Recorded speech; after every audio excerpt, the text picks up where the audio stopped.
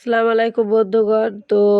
আমার ভয়েসটা অতটা ভালো আসবে না, যদিও আমার কণ্ঠটা অত ভালো না। যাই হোক, আমি খুবই অসুস্থ। তো এমন তো অবস্থা দেখেন একটা মাদ্রাসার কি পরিণতি! একটা মাদ্রাসার গাফিলতির কারণে আমার ছেলেটা আজকে এই অবস্থা। বড় অবস্থায় দেখেন সকালবেলা এ ব্যান্ডেজ করে নিয়ে আসছি। তারপরও বিকেলবেলা আবার রক্ত বের হইছে। প্রচুর পরিমাণে ব্লিডিং হইছে। তো আমারে মাদ্রাসা থেকে ফোন দিয়ে বলা হয়েছে যে আ একটুখানি নাকি ছিলে গেছে।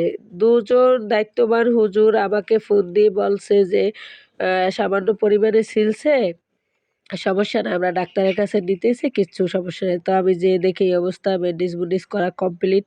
তো বিকালে বাসায় সকালবেলা নিয়ে আসার পরে শুইছে বিকেলে, দুপুরে। তো দুপুরে শোয়ার পর আবার ব্লিডিং হয়েছে। সেটা আপনাদের দেখাইতেছি দেখাইছি, ওই যে রক্ত পড়তিছে। তো যাই হোক, আপনারা সবাই ভালো থাকবেন। একটা মাদ্রাসা গাফিলতির কারণে এই